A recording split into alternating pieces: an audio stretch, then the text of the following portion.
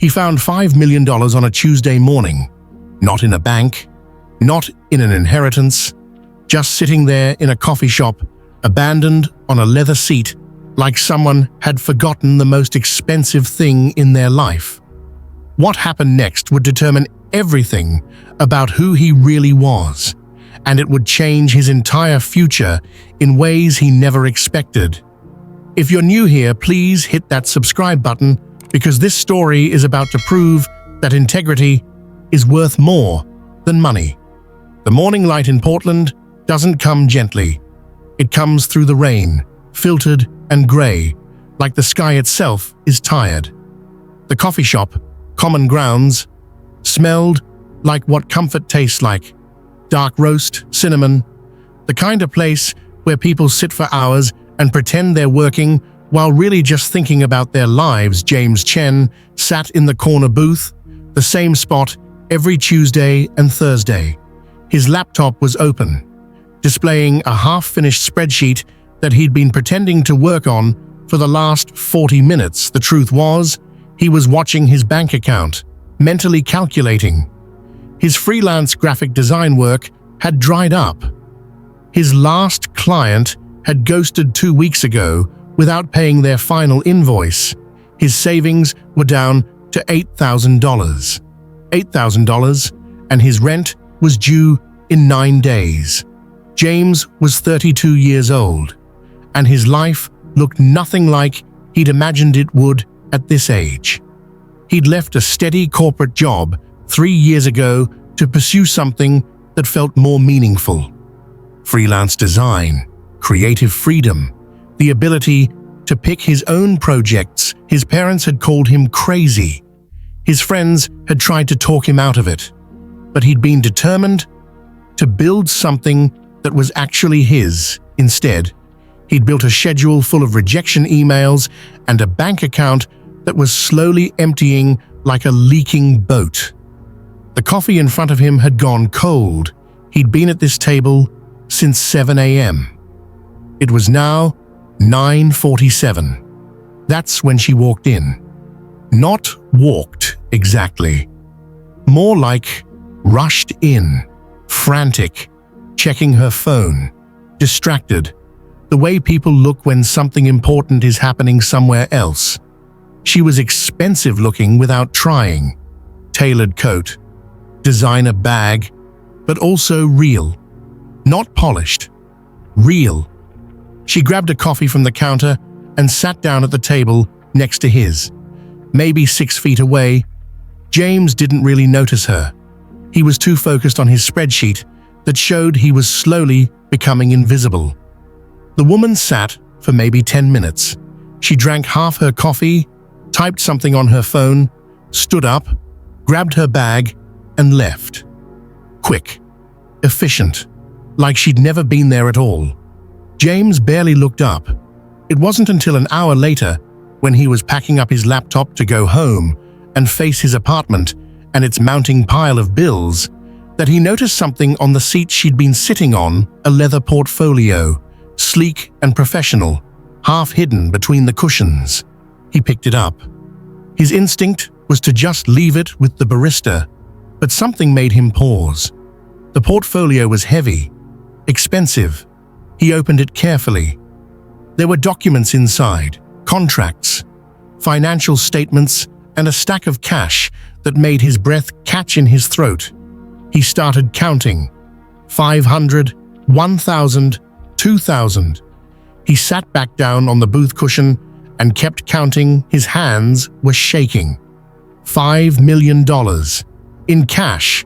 Actual physical bills, wrapped in rubber bands, organized into neat stacks. Underneath the cash was an ID, a name. Victoria Ashford. The name meant nothing to him, but the cash meant everything.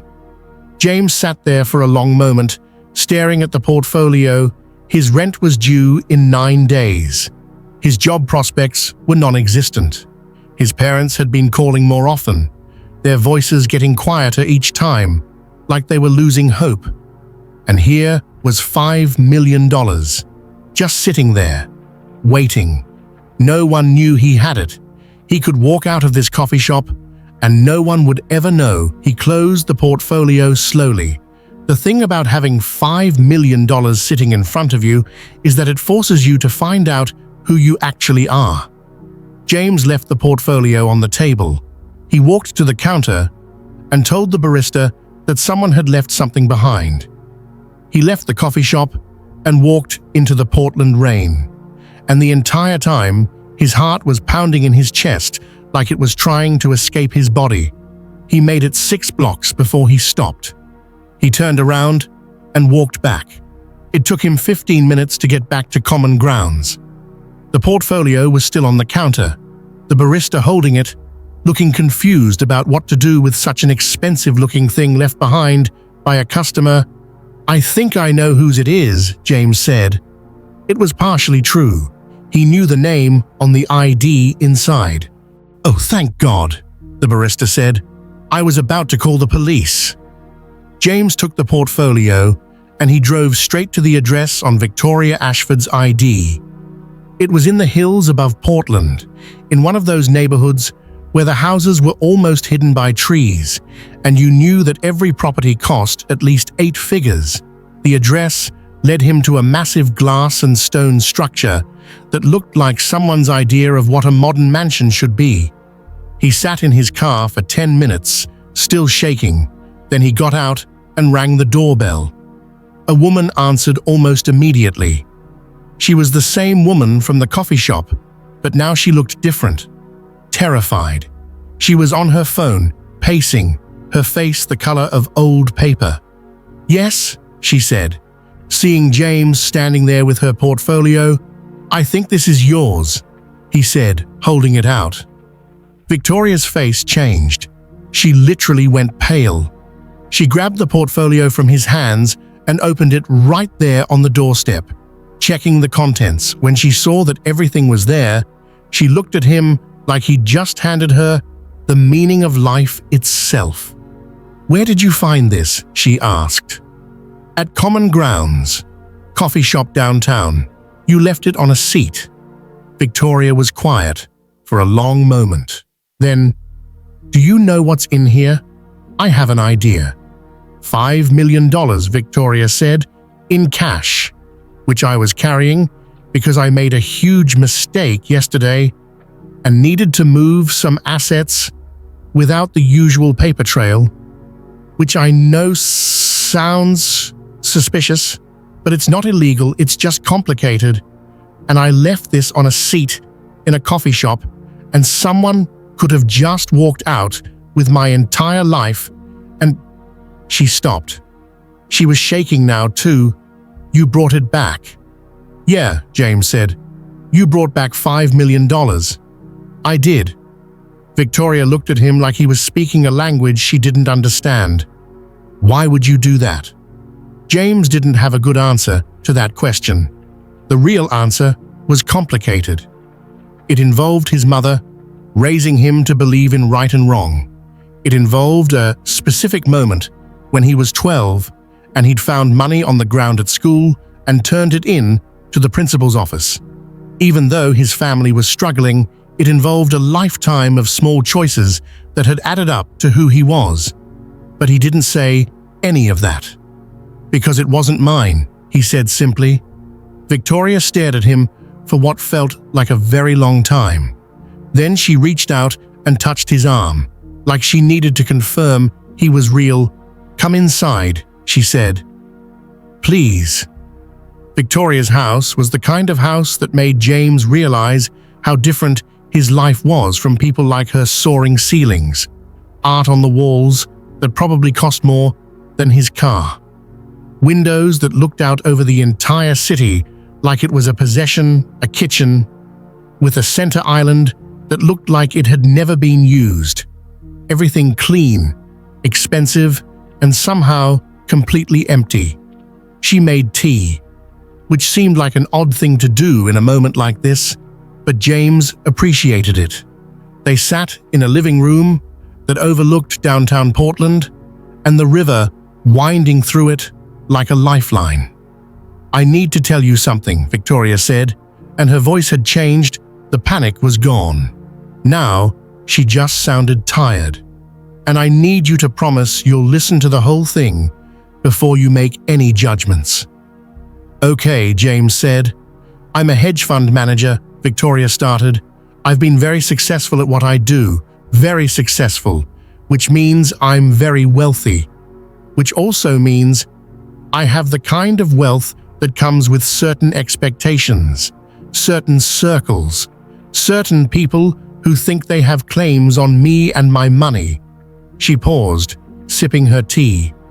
3 days ago, someone approached me, a man I used to know. He had a business proposition. It was going to make me even more money. Except, it required me to do something I didn't feel comfortable doing, something that wasn't exactly illegal, but wasn't exactly ethical either, and I told him no. James listened. He didn't take that well. He made it clear that there would be consequences. So I did something reckless. I took $5 million in cash out of my accounts to have it available in case I needed to disappear, needed to relocate, needed to start over. I was stressed and paranoid, and I wasn't thinking clearly. And then I left it in a coffee shop like I was the most irresponsible person alive. She looked at James directly. Do you know what would have happened if you hadn't brought it back? Worst case scenario, James asked. I would have lost $5 million. Best case scenario, someone honest would have found it and turned it in eventually, and I would have gotten it back. But it might have taken days. And in those days, the man who was threatening me would have known I didn't have the money anymore. He would have known I was vulnerable. She set down her tea. You brought it back within an hour. You went out of your way to find me. You sat in my driveway and rang my doorbell, knowing you were showing up at a strange woman's house. And you did it because it was the right thing to do. Do you understand how rare that is? James didn't answer. It's rare, Victoria continued. It's so rare that when I see it, I notice it. I pay attention to it, because in my world, everything is transactional. Everything is a deal. Everyone is calculating what they're going to get out of every interaction. And then you walk up to my door with my life in your hands, and you just hand it back. She stood up and walked to the window, looking out over the city. I want to hire you, she said. For what? James asked. I'm starting something new, Victoria said. I'm getting out of hedge funds. I'm getting out of that world. The man who threatened me, the deal he offered, all of it. I'm done. I'm done with money being the only measure of success. I'm starting an investment firm, but not for hedge funds. For creators. For people building things that matter. For people with integrity who are struggling to get their work off the ground because they refuse to compromise their values. She turned back to James. I need someone to help me run it. Someone who understands what integrity actually means. Someone who would bring back $5 million because it wasn't theirs. I need you. James felt like the floor had moved beneath him. I don't know anything about running an investment firm, he said. You will, Victoria replied. I'll teach you. What I need is someone with your character. That's not something I can teach. That's something you either have or you don't, and you have it in abundance. She sat back down across from him. I'm going to make you an offer. You'll come work for me. We'll build this together. You'll learn everything about venture capital and investment strategy, and I'll pay you enough that you never have to worry about money again, more than enough. Because someone who brings back $5 million deserves to live without fear. James said yes that day. But the real story started 3 weeks later. Victoria had set him up in an office. He was learning how to evaluate business plans, how to understand financial projections, how to see potential in ideas that other people dismissed. He was making more money than he'd ever made in his life. And for the first time in years, He didn't have to check his bank account to see if he could afford coffee, but something was bothering him. He was going through the files of potential investments, looking at companies that Victoria wanted to fund. One of them caught his attention. A small tech startup focused on affordable housing solutions. The business plan was brilliant. The team was solid, but there was a note in Victoria's file flagged in red: pass, too risky, low profit margin. James knew that business plan. He'd seen the presentation before. It was from a guy named Marcus, someone he'd met through the freelance design community. Marcus had been pitching that idea for 2 years, getting rejected by every major investor. He'd almost given up. And now, here it was on Victoria's desk, and she'd flagged it as too risky. James brought it to Victoria. "Why did you pass on this one?" he asked. Victoria looked at it briefly. "Profit margins aren't strong enough. Returns would be modest at best. It's not a bad project, but it's not a good investment. We need to focus on companies that can scale quickly and generate significant returns." "But the work matters," James said. "This could actually help people. This could solve a real problem." Victoria looked up at him. "James, we're not a charity. We're an investment firm. Our job is to generate returns for our investors."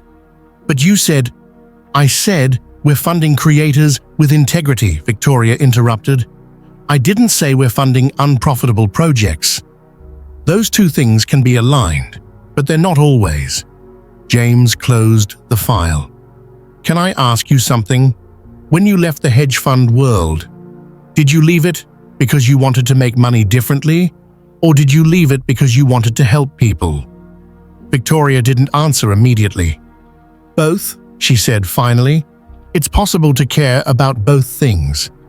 "Is it?" James asked. "Because looking at your past list, I see companies with questionable ethics that you've rejected because the profit margins aren't high enough. And I see companies with tremendous potential to actually change lives that you've rejected for the exact same reason. It seems like we're just doing the same thing we were doing before. We're just telling ourselves a better story about it." Victoria's expression hardened slightly. "You're new at this." "I know I am," James said, "but I'm not new at knowing right from wrong. And something doesn't feel right about this." Victoria stood up and walked to her office window. She was quiet for a long time. "You want to know why I really left the hedge fund world?" she asked. James waited. "Because I looked at myself in the mirror one day and realized I didn't recognize the person looking back at me," Victoria said. "I had all the money in the world, and I was completely empty inside. I told myself I was going to do things differently. And then you walked up to my door with my portfolio, and I thought, okay, this is it. This is my second chance. This is where I actually become a better person." She turned back to James. "But I'm not better. I'm just richer and less honest about my motives." The Ascendant Ventures Fund officially pivoted 3 months later. Victoria restructured everything. They stopped chasing high-growth, low-ethics investments. Instead, they started funding exactly what she'd said they would. Creators with integrity who were struggling to get their work off the ground. The affordable housing company got funded.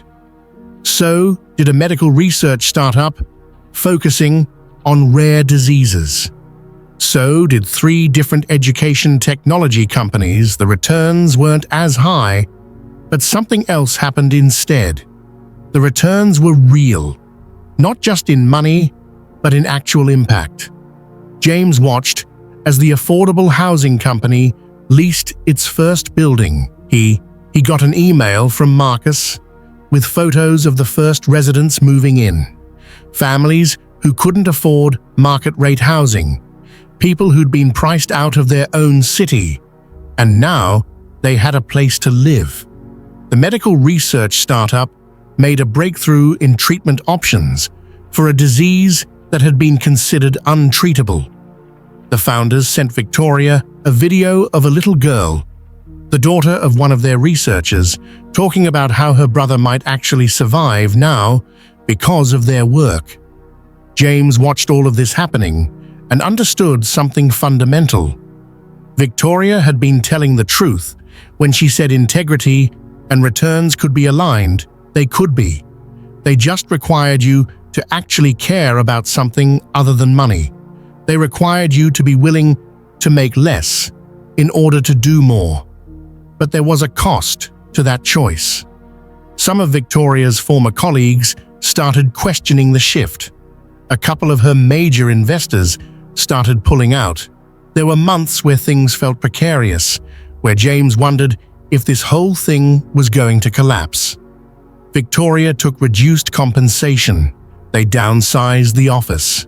They became lean and focused and completely committed to what they were doing. And then something unexpected happened.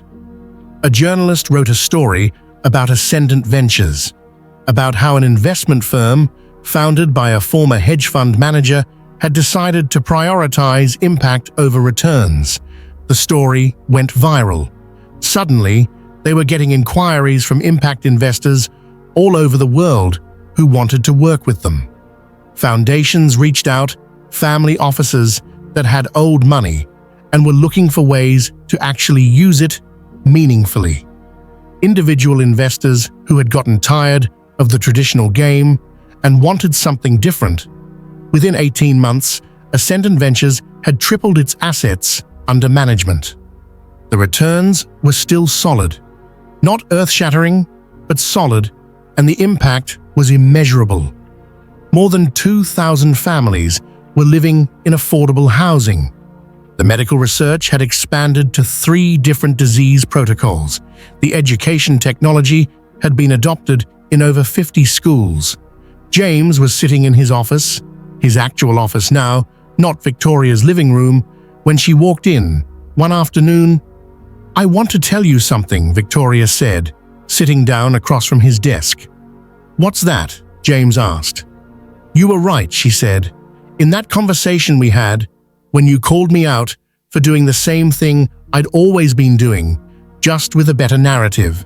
You were right, and I didn't want to hear it, but you kept saying it anyway in subtle ways, by questioning our investment decisions, by pushing back when we were about to fund something that didn't align with our stated values. You kept pushing me toward integrity even when I was resisting it." James didn't say anything. "I think about that day a lot," Victoria continued. "The day you brought back my portfolio. I think about what that moment meant. It meant you'd been given the chance to change your entire life, and you said no because it wasn't yours. That takes a specific kind of character.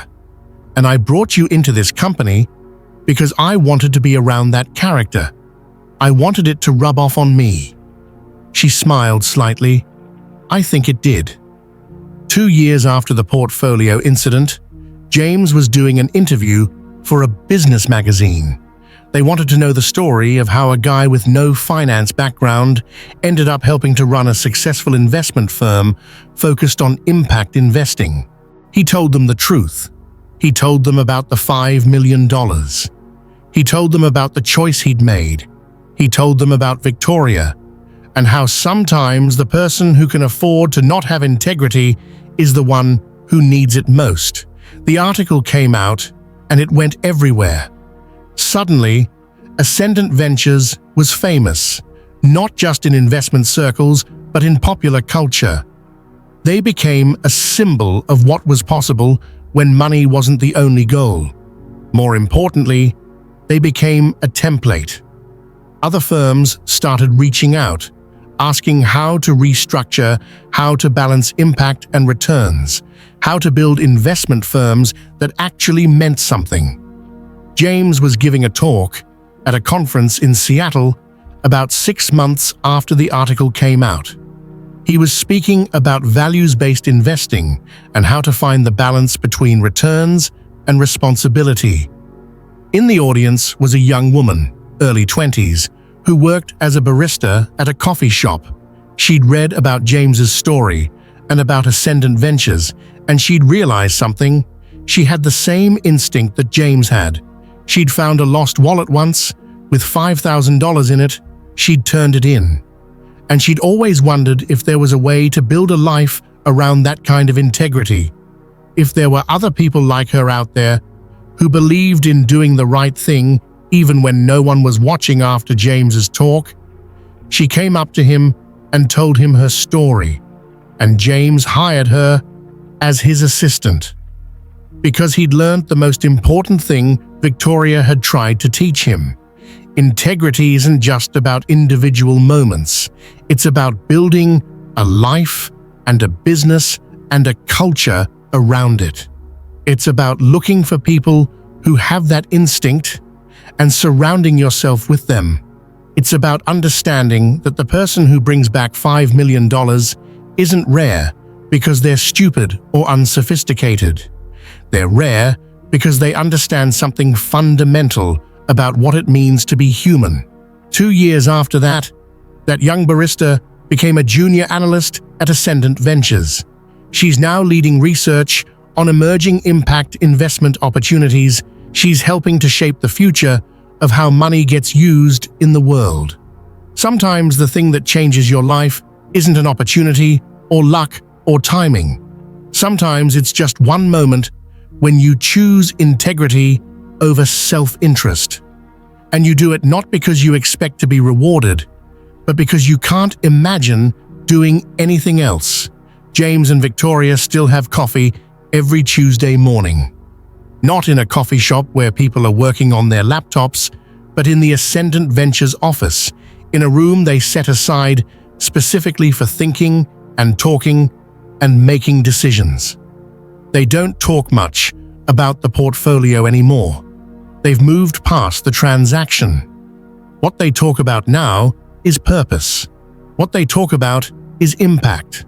What they talk about is how to build a world where doing the right thing is actually rewarded, not just in money, but in meaning. And sometimes, on Tuesday mornings, when the Portland rain is coming down and they're sitting with their coffee, Victoria will say something like, "Do you ever think about what would have happened if you just kept the portfolio?" And James will smile and say, "No, I never do." Because he learned something that day. He learned that some choices aren't really choices at all. Some choices are just you finding out who you already are. If this story moved you, if it made you think about your own choices and your own integrity, please subscribe to this channel. Please share it with someone who needs to hear it, because stories about doing the right thing, about choosing people over profit, about building a life around meaning, those stories matter. They remind us what we're capable of when we decide that integrity is worth more than money. Thank you for watching.